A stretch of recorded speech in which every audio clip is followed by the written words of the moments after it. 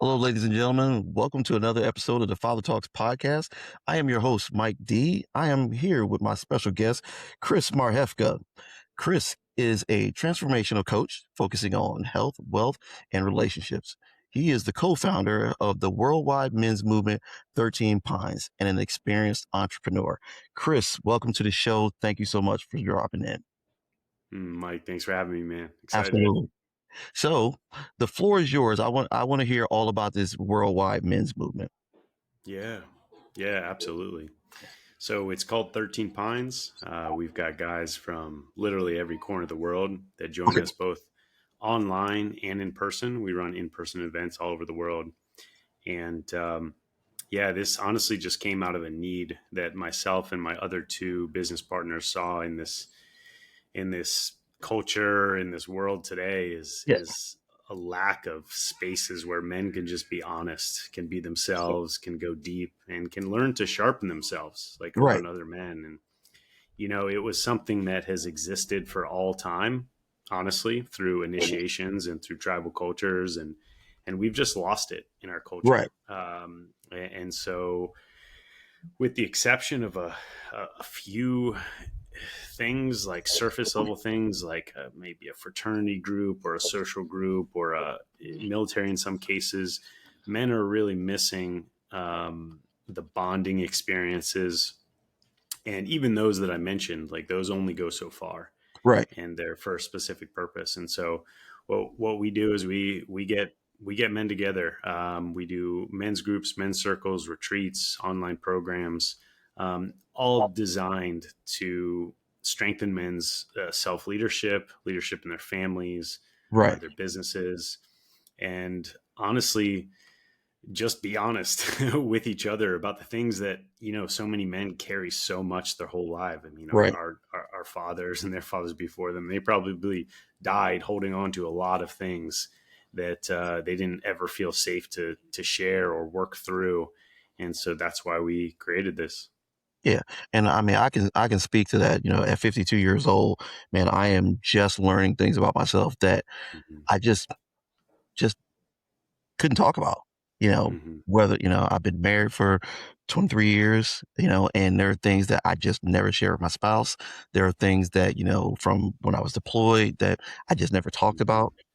And I realized recently how much these things are eating me up inside. It's Hmm. also shaped the way I've been a father. Because Hmm. concern a lot of times came out as anger. Because Hmm. just simply don't know how to express yourself emotionally. With friends, family. And especially with my kids. It was always hard for me to balance my emotion and anger. It will Hmm. always come out as anger. Yeah, I'm Hmm. not mad. I'm concerned. I'm worried about you, and it would always come out Hmm. being mad. So Yeah. having spaces like this now where guys can just, I don't even want to say vent, just, what, haven't learned to understand where they're coming from, or, Hmm. what their needs are. I think this is really important to start better shaping, things for, my son, your son, Hmm. these boys that are coming up in the world because we, even from an early age, we don't allow young men to express themselves. Hmm. So if a little boy is at the park and somebody wants to play with a toy of his, we force boys to share, Yeah. but we don't do the same thing for girls. It's, well, Yeah. it's hers, we let her Hmm. keep her toy. And when boys we have emotional outbreaks, we make them bring that back down, Hmm. and Hmm. stifle that. And we turn into be men who do the same thing. Hmm. So, Yeah. um, Yeah. And that's one of the things that I notice is that most full grown adult males are walking around with the emotional intelligence of a toddler yeah, because they were never taught or modeled or really just never had the place where they could learn and experience it yes, and work through things. Um, you know, and it's so much has been lost, forgotten, or is missing in our culture as it relates to men. And yeah, men's spaces is one, initiations is one. Men are no longer initiated into manhood. right, That was something that was existing for so long. And like you said, I mean, just the way we raise boys, we really suppress a lot of their internal needs and desires to just be a boy and learn the Right. world and learn edges. And that's one thing about, there are some differences between raising boys and raising girls. And, but there's also a lot of similarities, and emotional development has to be there for both. Right. Learning how to feel safe in the world has to be there for both. And a lot of times, boys especially are kind of like boxed in. Yeah. So much is told, no, no, no, no, can't Yeah. do this, can't have that, can't Right. cry, can't. And really what they're missing out on is the real school of life, of what it means to actually be a man in this world. Yeah. And when we don't allow them to have it when they're younger. Yeah. And I came across it was I wish I saved it. It was a man who was just out with his sons. He's got like four boys, and he's teaching them all these things, these life lessons. It's them they're camping, they're fishing, they're doing all these things around the house, they're cooking, they're cleaning, you know, all these things. And his dad pointed out, this is something he does with his boys every day. Mm-hmm. And somebody in the comment section was like, well, what's equally effective is teaching, is spending time with your boys reading. And I Mm-hmm. and I thought to myself, I'm like, but what's wrong with being out in the world, experiencing the world? You know, Mm-hmm. because nothing is a better teacher than real life. You can read all the books you want to. Yeah. Nothing prepares you for the experience than the experience, you Mm-hmm. know, and I feel like that is always the thing when it comes to boys. You know, well, you teach them. I was a football coach for a long time, and I found that boys don't roughhouse anymore. So I've got a 6'3", 300 some odd pound lineman, who doesn't want to hurt people Mm-hmm. because he was always told keep Yeah. his hands to himself. Mm-hmm. And, and Yeah. this is what's happening in society. You know, I understand we don't want broken bones. That's what boys are, Mm-hmm. though. Okay, Mm-hmm. we're dirt, cuts, and broken bones. You know, Mm-hmm. we don't start really appreciating showers until we hit our teens. You know, and then as a father, my three boys, I couldn't get them out of the damn shower. Mm-hmm. They're like, Jesus Christ, hey, some of us would like to shower too. But Uh-huh. the worst thing between the boys and the girls was just like drama, I guess. You Yeah. know, the girls had a lot of early on emotional things, and the Mm-hmm. boys really never did. It was just always just, hey, what sport am I gonna be in? Hey, dad, I accidentally set this on fire. Like, Mm-hmm. world just it was always that, you know. Yeah. So I wanna I wanna see more stuff like that. I wanna see more Mm-hmm. dads being able to get involved with their boys and with their kids just in general even, and Yeah. just to be able to go out and experience things and do things together where we're not just providers, Mm-hmm. you know, where Exactly. we're really present in our kids' lives. And that Mm-hmm. was I think that's was my biggest thing is I wanted to be there for everything I possibly could with my kids, Mm-hmm. so Yeah. um I do have a question for you. So Yeah. Yeah. so CrossFit competition 2016. Yeah. Mm-hmm. Okay. Mm-hmm. I've never actually gotten to talk to anybody who really did CrossFit. Hmm. Is it as bad as it looks? So I'll tell you, to give some context, I was a lifelong athlete, and Okay. I got into CrossFit, and I guess I was in my mid to late 20s. And for me, it was an outlet of this competitive spirit that I just had within me, and it just allowed me to express it. And so from that standpoint, it was very helpful for me. Yeah.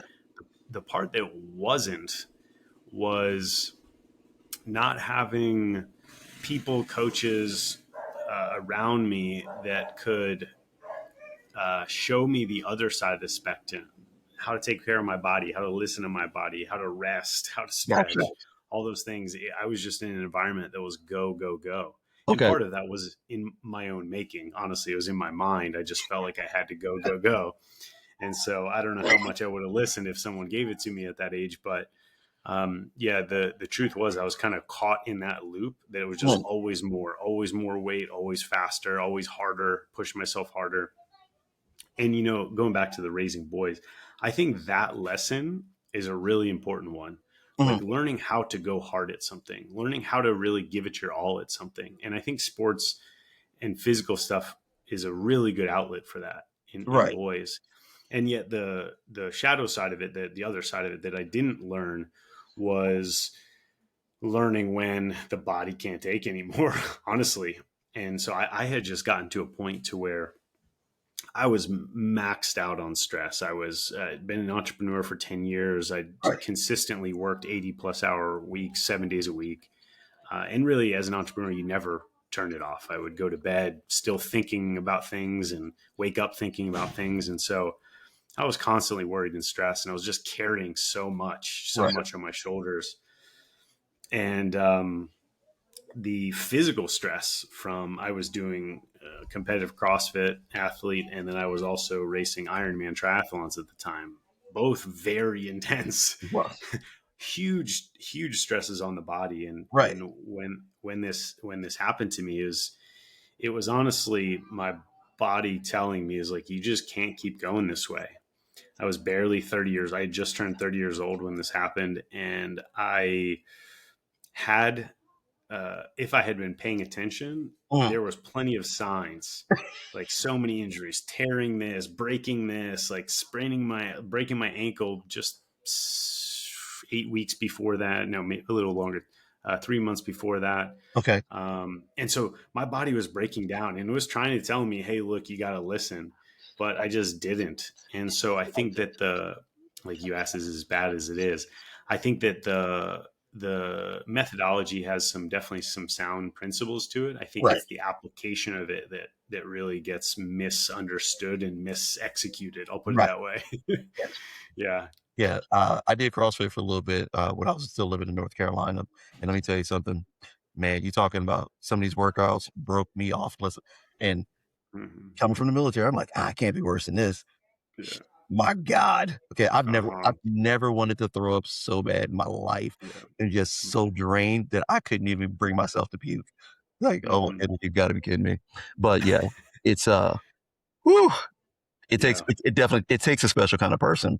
Um, Hmm. so put my old man glasses on so Yeah. Yeah. I can read the next question. So so many men chase success thinking it will bring fulfillment.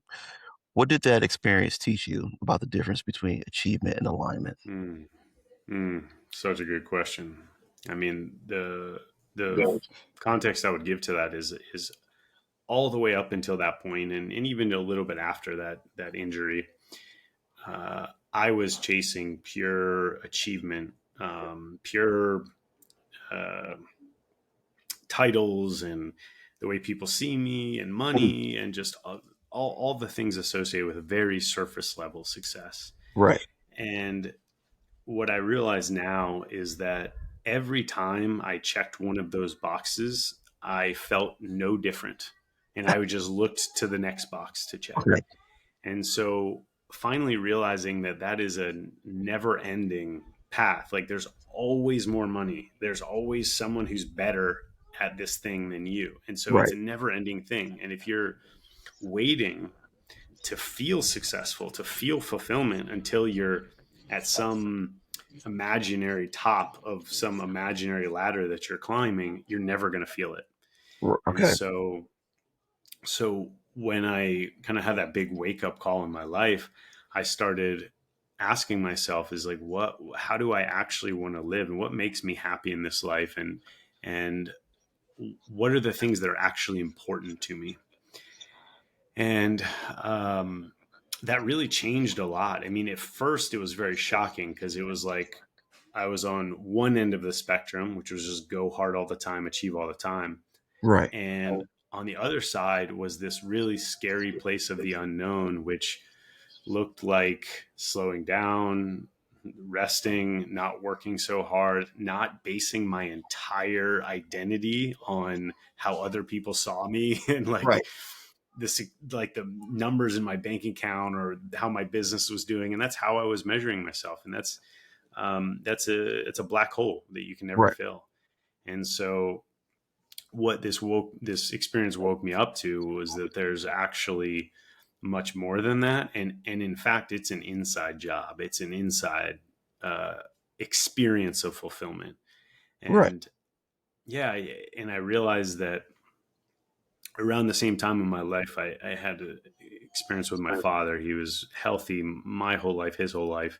And then all of a sudden, he's just started having some health challenges. I remember one particular, he had a heart issue. He was hospitalized, go through surgery, and I was there. And it just put me face to face with the inevitability of my death, like Right. through watching him, and just realizing that no one ever on their deathbed says that they wish they achieved more, they had more money, they worked more hours. Universally, it's Right. more time with loved ones, it's more time in nature, it's more time relaxing, enjoying life, being at peace. And they Right. would give all of their achievements in that moment for just another second with their child. And Yes. so that really woke me up. And from that point forward is when I started redesigning my life, that uh, I would intentionally putting my effort into the things that I actually knew at the end of the day would fill me up and Right. would give me that sense of fulfillment and peace. Oh, I love that. Oh, wow. Mm-hmm. Holy shit. Yep. And I can say there's very few things that I enjoy more than the quality time that I spend with my family and whatnot. And again, getting a little bit older, I'm realizing what's important, Mm-hmm. and like even we stopped doing gifts a few years ago for the kids and that we started doing more trips and things because Mm-hmm. the kids remember every single trip that we've ever taken. Like, Mm-hmm. back when they were 4 and 5 years old. Hey, do you remember this place that I keep thinking about this building? I'm like, what are you talking about? It's a Yeah. camping trip, man, from like 15 years ago. Mm-hmm. So I mean, good for good for you. But Yeah. Thank wh- why do you think men struggle so hard, to it to acknowledge, hey, you know what? I'm tired. I'm exhausted. Why is it so hard for us to say, I need to slow down? you. Yeah. I think men learn through modeling, and I think all humans learn through, but men especially. And Yeah. so the models that our culture in general, I'll just say our culture in general, Western culture models is the nonstop hard worker who has a lot of money, who has a lot of toys and a lot of things, Right. and that has a lot of achievements and titles. And so that's the model we're teaching our boys. And Right. even if their inner compass disagrees with it, that's what Mhm. everyone's telling them. That's what the world is telling them that they need to be. And so we're just giving the we're giving the wrong compass heading Right. to our boys, and wondering why that they're turning out miserable, unhappy, depressed, suicidal, lonely, and and are struggling with so many mental, emotional, and physical ailments at earlier and earlier ages. And it's Right. because we're forcing them into a box that is actually not natural, and it doesn't work for anyone. And um, it's sad that a lot of people have to use pain to break out of that. Like Right. myself, it was like painful experience to help me break out of that. The other thing that helps is age and experience. And so as you get further along in life and you build up your life experiences, you start to realize, if you have good awareness, you start to realize what's actually true and what's not. And you're like, oh, wow, I lived 10 years of my life. Like that wasn't actually me. I was just doing this for whatever Right. reasons. But the problem with that is that you're then at later in life and you can't go back and do it again. You can't get those years back. And so a big part of like what I believe in and what I try to model is learning those lessons as early as possible, and making sure our boys and our young men know that like that is not the end all be all to Right. life. It's a lie. It's Yeah. a lie. And it's important to learn how to provide and to learn what value you bring to the world, and get exchange for that value. But that's not the hill you should die on, and that's the Right. hill that most men are I'm dying like on. just about to say that's the hill most men are dying on. I know Mm-hmm. a lot of guys, struggling. A buddy of mine, we've been friends 36 years. And, he finally just started going back to the gym. He hadn't been in the gym like 20 years. He drives truck and that. And he's just, got his dad died early. You know, Mhm. his dad died at 55. He's 53. Mhm. You know, Mhm. and he is. You know, he's. We started talking about this a couple weeks ago. He got a gym membership. He said, "Mike, I got to do something, man, because I Mhm. don't want to be my dad." You know, Yeah. and like we talk probably once or twice a week, and I'm sure there's a lot of things he doesn't tell Mhm. me, but the reality is that I think that this getting older, he's coming to the realization that there are so many things that he wants to be around for, but he's Mhm. running out of time, and Mhm. he knows that his health has to be a priority if he wants to, to be here. Mhm. So Yeah. I, how do we get more men to realize this sooner? Why does it, or why do we have to wait till there's an injury or there's a death Mhm. to realize our own immortality? Mhm. Yeah. And I think what you said is like your friend. He's kind of making his decisions based off of like what he doesn't want. He doesn't Yeah, want to die if it, in 2 years, like his father did at 55, and he wants to be around for more things. And I think that's where a lot of men, especially young men, are missing out. Is like they're starting to see, and I know yeah, this because I work with a lot of younger men too. They're starting to see all the things they don't want to be in the world. They're starting to see all the negative examples and all the ways they don't want to live their life, but it's a little bit harder. You have to look a lot deeper to find the positive examples of what you do right, want. Of like, oh, this is a man that's actually living from his principles and his values, and he's living the life that he wants to. And he's kind and he's loving. He's also a protector and a provider. It's right. a lot harder to find that than there's plenty of negative examples we can Yeah, point to yeah. There's from. always negative examples. Yeah. Uh-huh. And it's easy to spot those. It's really Right, easy. But it's a lot harder to orient towards like, oh, but that is actually the direction I want to go.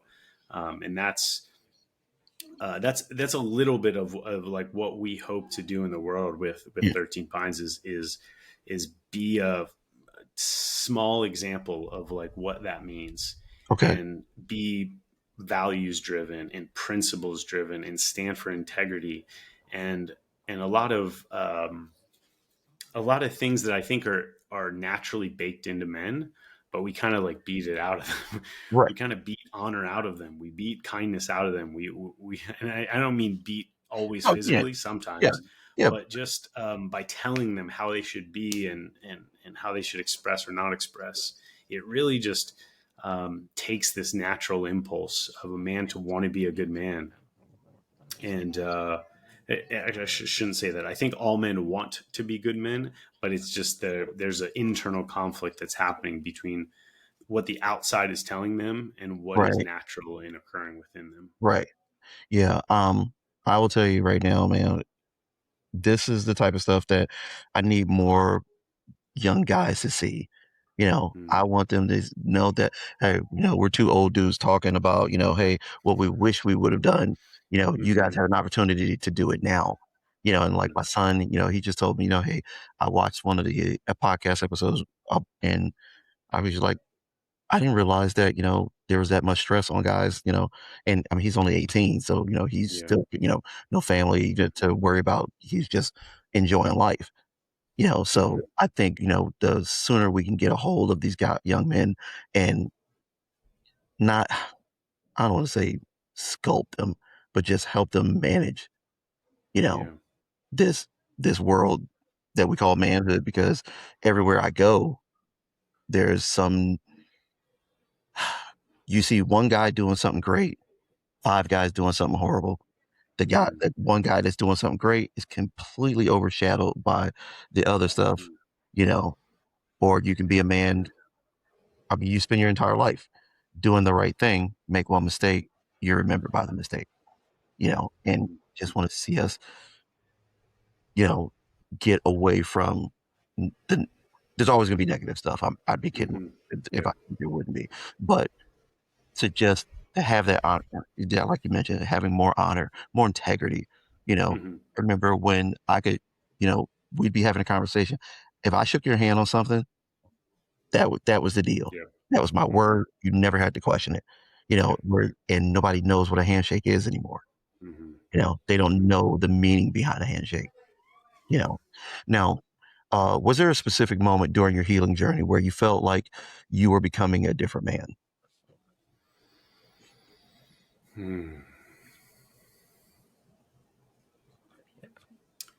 Yeah, many, in fact.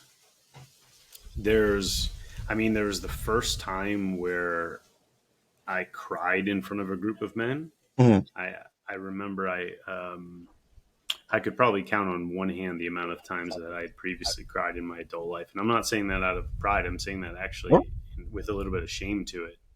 But you, you and me both.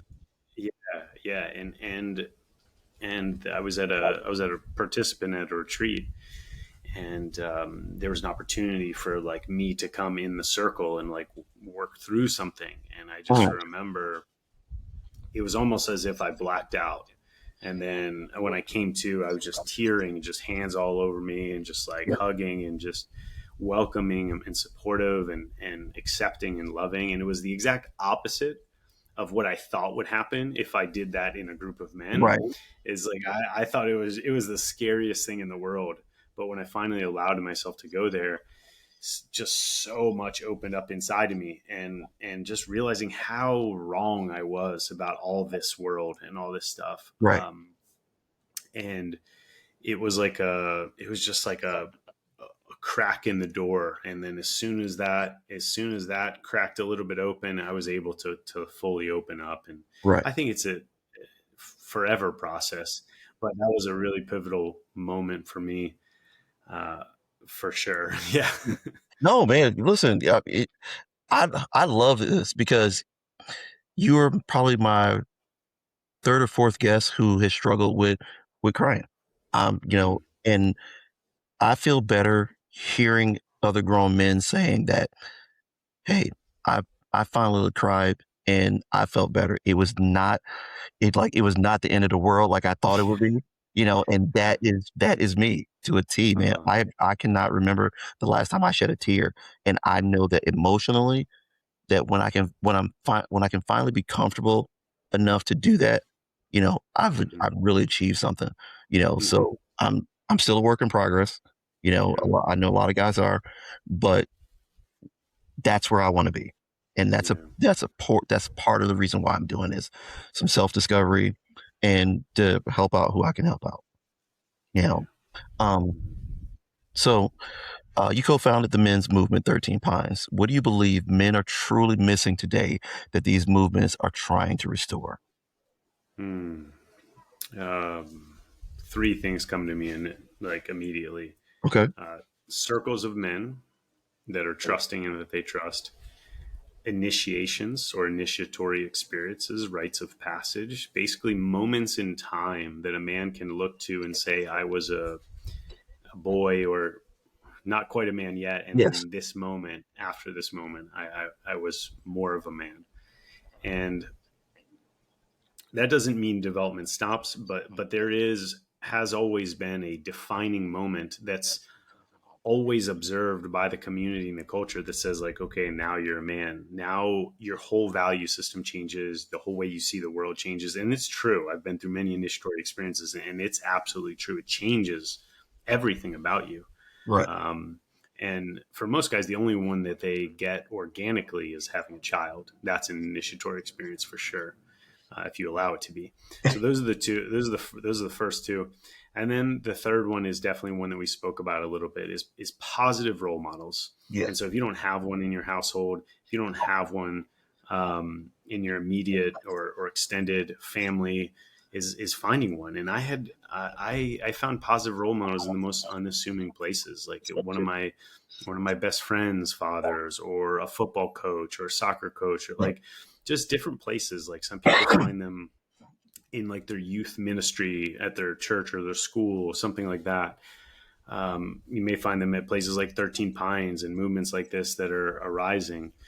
But it's so important to have to spend time with, not just to hear like this podcast. The information is great and hearing us is great, and there's some stuff that comes through, Yeah. but being in the room with a good man that you really look up to is very powerful. And yeah, so those are the three of the things that were we're resolving in the men's workspace. Right. See, we got I to make sure that I take all your information. So when we Mm-hmm. finish this, I can share it with as many people as possible because again, resources, the more Mm-hmm. people who know about it, the more help we can get to other people. Mm-hmm. Um, and I'm sitting here thinking about, the initiations and things being a part of something. And I can tell you right now, the last time that I was a part of something like that. It was football, Mm-hmm. I was a new player and you get initiated on the team, but it was, hey, you're officially a part of the family now.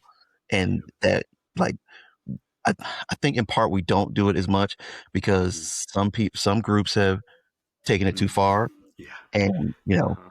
people get hurt, and it just the initiations tend out to be not what they were meant to be. They end up being Correct. spirited, so they're meant to be a rite of passage turned into something else. Mm-hmm. So It's exactly the same as we were talking about with like CrossFit back. Like yeah, it's like in the theory, yeah, it's incredible and it can be done really well and really sacred and artful and important. But oftentimes the execution of it is just really harmful. mm, And I think that's why a lot of people push back on even just saying the word initiation. Like I oh, remember back in the college days, is like even just talking about fraternity and initiation was like a no. yeah, Um, because of the execution oftentimes was harmful. And I actually have a reason of why that is. And it's because there's a lack of presence from elders. You've got oh, young men initiating other young men. and then Of right, course it's going to go bad. You've got right, boys initiating boys. Of course it's going to go bad. yeah, So you need initiated men mentoring and leading and being the ones holding these things, and not just don't just let the boys do it. They're right, going to do it how a boy would do it. yeah. That is So literally like yeah, a group of that's boys sit. That's uh-huh. we took this. So when I was in the military, we took this a group of guys. We set them out in the parking lot. Okay, bunch of privates. They said, "Watch this." I said, "What's going on?" I said, "Give it 5 minutes. Somebody's gonna get hit with a rock." It was Mm, 3 minutes. And next thing you know, you've got a bunch of guys out there throwing rocks at each other. So yes, we young men need supervision. mhm, Absolutely. mhm. So, Yeah. um, how do we? Okay, so you and I, we're in this space. We're two grown men. We put our pants on the same way. Hopefully. But how do we get from where you were to where you are now? How do we get more people involved? Yeah.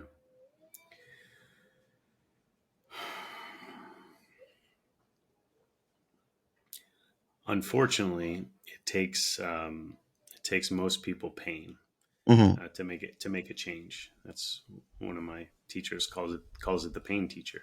Right. Pain teaches us a lot. Uh, we all have already enough pain in our life to to justify change, but for some reason, stubborn ones like myself keep waiting for more pain, and I think a lot of people listening would resonate. And so, if someone's sitting here listening and they're like reflecting or questioning that, is like, when are you ready? Like just asking yourself, like, when are you ready to change something in your life for the better? When are you ready? It's like we talked about a little bit with fitness, is like, when is the right time? The time is now. Like Yeah. the time is as soon as you become aware of it. Right. And as soon as you become aware of there's a better path, like a more conscious, intentional way to walk through this life, like that's the time. And, you know, part of it is like issuing that challenge to men. Part of it is just men being aware of it. A lot of men, I'm on a lot of podcasts, and a lot of people just don't know this exists. Right. And so the service that you do in putting this out in the world, and the benefit of the internet, is that people are finding out more about things that are actually out there, Right. which is amazing. So realizing it exists, having the challenge or the invitation, and then being okay stepping into the unknown. Personally, I know that I did my best to try to control every aspect of my life so that I wouldn't get uncomfortable, every conversation, every little thing. Right. And so just getting okay in the discomfort is actually where the growth is. Okay. The more you try to control, the more contracted and the smaller your world gets. And so there's no growth that's happening in there. And Right. so the growth happens on the edges where it's a little bit uncomfortable, not quite like dangerous, but it's a Right. little uncomfortable. I mean, it's like anything that you're doing for the first time. If we were picking up an instrument for the first time or learning a sport for the first time, it's like to really get good at it, like we have to try things and we have to put ourselves out there and we have to be okay falling on our face. Right. And for a lot of us, that's what this internal world, we're like infants in it. And so just being okay with being uncomfortable in yourself and yeah, be okay with tripping and falling and Yeah. getting up again. Yeah. And at least that's some, like we teach our players that, in sports, but we, as men, will tell each other that, but not model that, Hmm. So, and I've been guilty of that a few times. That was the last thing I was going to say about Yeah. how we get men in there is for all the men that are listening, is really doing our best to up our game. In our world, we call it turning up the flame, like really turning up the flame of our life to hold Mhm. ourselves to higher levels of integrity and standards, Right. not the world standards, but the internal standards that we actually know to be true about ourselves, about being a good man. And when we display that out into the world, that has power. It's magnetic. It's the medicine that people actually need, is to feel the presence and the safety and the trust of a good man. Right. And uh, I think that there's just so much pressure on so many men that they don't feel they have the capacity, and they all these unconscious things just come out. And the call and the challenge is to raise that bar, is to turn up the flame and hold ourselves to a higher level of integrity. And it's the small things too. It's not just not making huge mistakes. It's about the small things in the way that we show up. It's like you talked about earlier with your boys and the example that you use. It's about being there. It's about being present. It's about not being on your phone when you're Right. with your child and when you're at the dinner table with your family. And all those things matter a lot more than men think. Right. You know, so we're going to talk a little bit of fatherhood and legacy. For you, how did your transformation change the way you showed up as a father? Oh man, the first thing I'll say is I thought I had it all together when Yeah. I became a father later in life. I was 37 when my daughter 38 when my daughter was born, Okay. and so I was a later in life father, and I thought I had gone through almost a decade of internal personal development work, and um, was working on myself.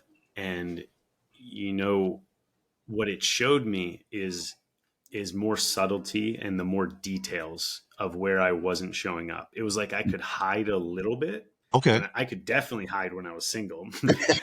But even in partnership, I could hide a little bit of the things that weren't up to par in my own standard.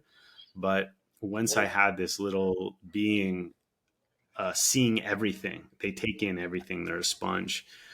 It made me realize like all the things that I didn't want to pass on. I was like, oh, that's a thing that I would like to end with me, and I don't want to give that to the next Right. generation. And so my awareness came so much sharper about myself.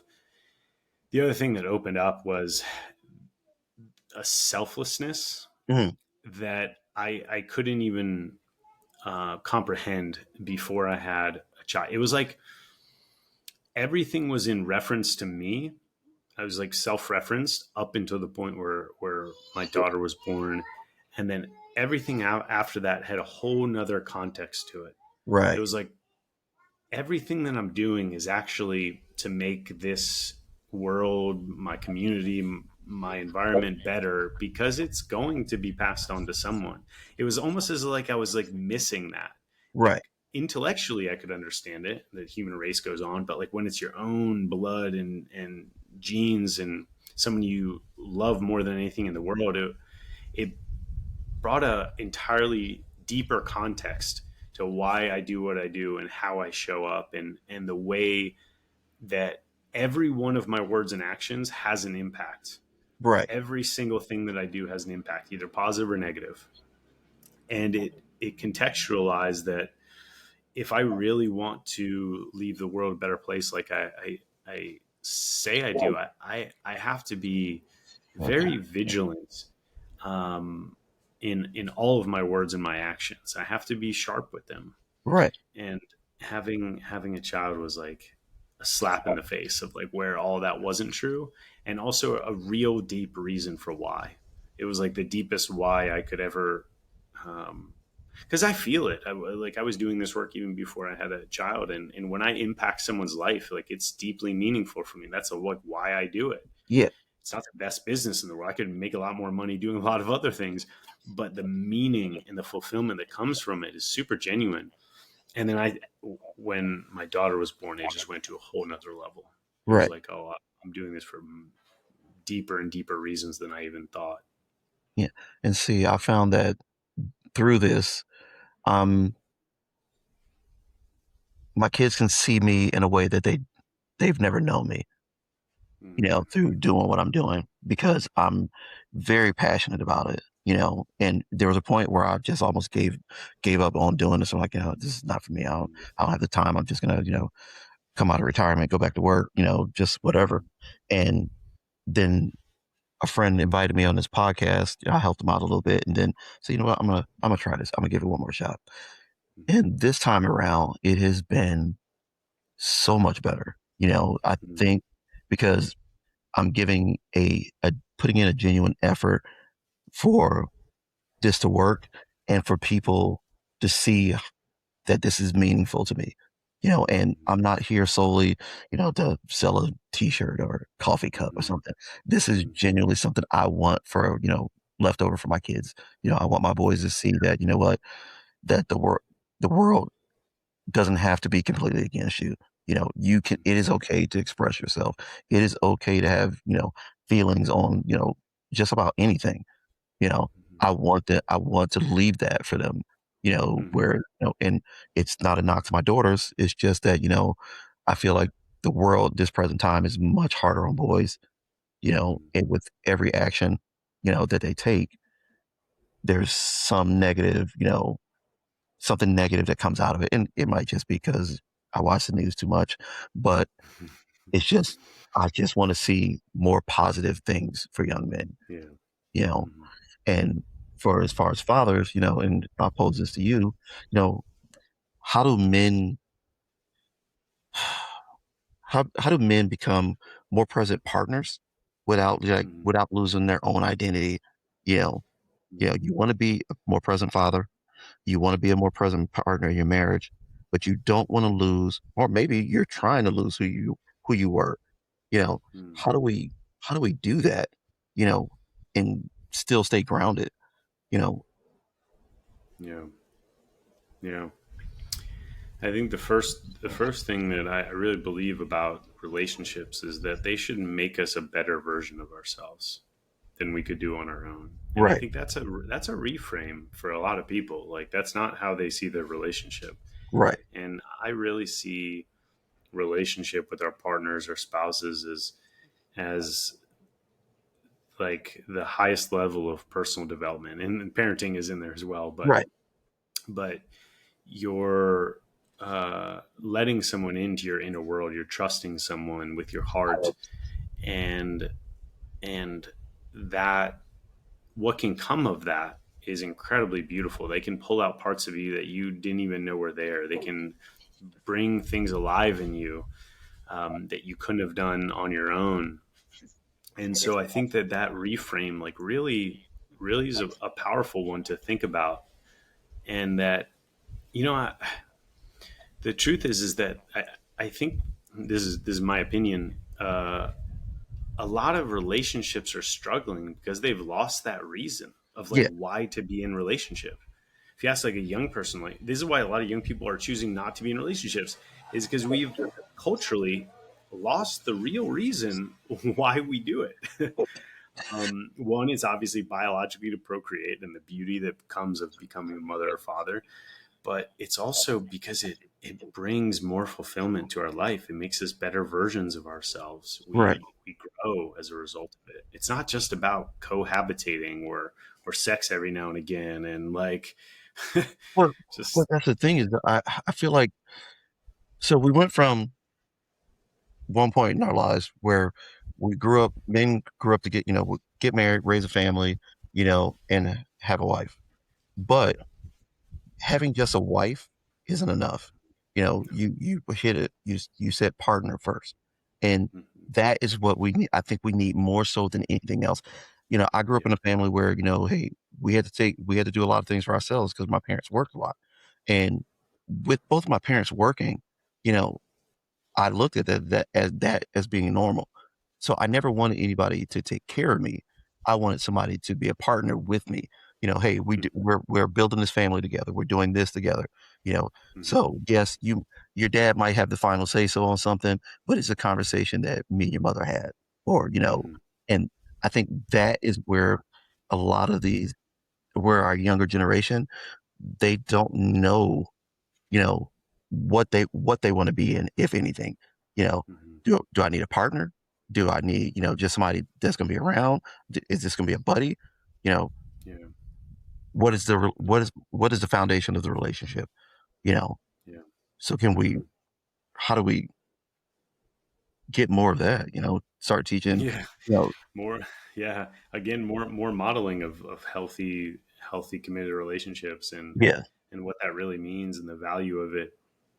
And it also uh, again, I said earlier, like our actions, our words have an impact. I think for a long time, even in my generation, there was like this norm of shining light on all the negative parts about relationship. Oh, my wife, my ball and chain, like all this, yeah, like all that stuff you used to hear, yeah, and being really conscious of what we're doing there is we're painting it to ourselves and to everyone that hears it as this is a negative thing, no, so I part don't of yeah, one of the things that can shift anything for us is just changing our perspective and shining a light on all the positive things, talking kindly about your partner and your wife, and speaking about how loving she is, and really trying to find all of the benefits that actually exist. And when you're with your buddies, like speaking that way about right, them, and I would just call that like honoring, respect, devotion, um, and that's not the norm as much. I think it's becoming more of that, at least in the circles that I live in. There's a little bit more of that coming about than the old, just negative stuff. But it's really important that we are telling the true picture and mhm, not just always putting this negative lens on it. And I think that's really important. That's actually one thing that I have committed to, especially after being a father. And I do it, I'm honest about it, but I say how hard being a father is and the challenges that come up and all the things. And I also share about how amazing it is and how I had no idea that life could be this good, and uh, that the joy and the love and so much has opened up for me as a result of stepping into fatherhood. I feel the same way about true partnership yeah, and really being in a like a deep committed marriage, is that uh, when I share that, it kind of like opens up things like, oh, thank you for saying that, because that's not a thing that's said a lot. And so right, I really intend to be that, because I believe it. I yeah. believe it. And I never heard that when I was Yeah, younger. honestly, this is the first time that I've heard that, and I think, you know what, I there's some more things that maybe I need to put into practice, speaking positively about certain things. I joke constantly, my wife nagging me, this, that, and the third, but, you know, Hmm. she's pretty awesome, whatnot. Yeah. 23 years putting up with me. Yeah, gotta Yeah. gotta be a saint. So, um, go ahead. There's one thing I want to say about that. There's something called the reticular activating system. Okay. And what we have in our awareness is what we get more of. It's the evidence Oh, that we see in the world. And so if we are constantly saying, oh, my wife is nagging, what are you going to keep getting? Nagging wife. gotcha. So Okay. you're literally creating it. You're creating that when it happens, even if we're joking, even if we're lighthearted about these things, Yeah.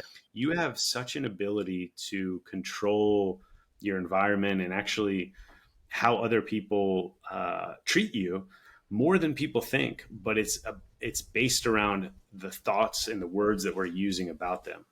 Okay. And so if you talk, like I test anyone to really try out this theory. If you really put your focus, your intention, and your words around how great your this is the principle of gratitude, how great Yeah. your life is, how great your partner is, how great your kids are, and just try that, you will start to see them completely different, and they will start to actually behave differently. Right. I'm gonna put that into practice over the next month. And I'm gonna reach out to you like, hey, okay, listen, Please. if if it works, I'm gonna give you all the praise. If suddenly I'm spending a hell of a lot more money, I'll be sending you a check. Yep. Yeah. Perfect. Well, I'll be asking for a check. I'll I'll be be asking for asking. a check. Yeah. Perfect. Okay, Yeah. so we can do some quick rapid fire questions. Cool. Okay, Mhm. so one habit every man should start tomorrow. Sitting in silence. Okay, Some all right. people would call that meditation. Sitting without distraction. Okay, Period. Mhm. respect that. Okay, one habit every man should quit immediately. Talking negatively about others and doom scrolling on your phone and No, porn. I yeah, I Hmm. did a whole episode on that one. Hmm. What makes a great father? Presence. Presence. Oh, outstanding. Mhm. All right. What makes a dangerous man in the best sense of the word? A man who has gone to the edges, to the edges in every sense of the word, mentally, emotionally, physically, and knows what he's truly made of. Outstanding. And knows what he's here to protect, knows what hill he'll die on. That is a very dangerous man in the best sense. Love it. I'm probably going to steal that. That's a T-shirt waiting to happen somewhere. Mm-hmm. All right, last one. What does a fulfilled man actually look like?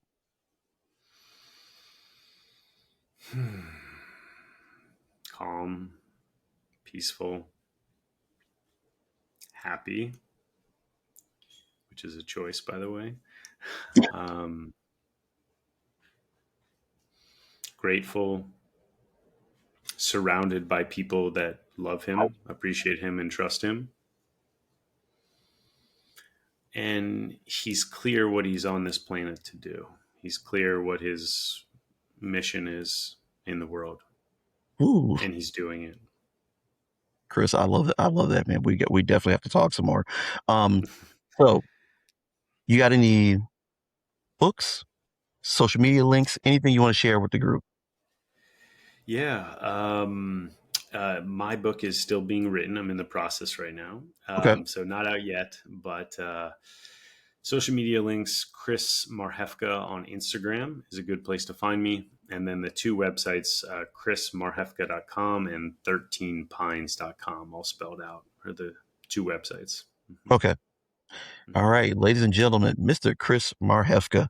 Chris, thank you so much for coming on the show, man. Listen, I always learn a little bit from every guest that I have on. So my plate is pretty full, but I'm enjoying eating. I'm enjoying it Mm-hmm. very, very much. Like again, this wasn't something I ever expected to be doing and enjoy doing it as much as I am now. But I can tell you, um, I'm happy. I'm happy doing this, and getting to talk to people like you is it's enlightening. I'm learning every day. Thank you for your time. I appreciate it. Um, Hopefully, you know what, if anything comes out of this, you know what, we help somebody else, get on the right page or at least point them in the right direction. Yeah, So, absolutely. Chris, thank you very much for coming on the show. Looking forward to your book coming out. Thank you, So, Mike. hey, take care. Have a great night. Have a great rest of your day.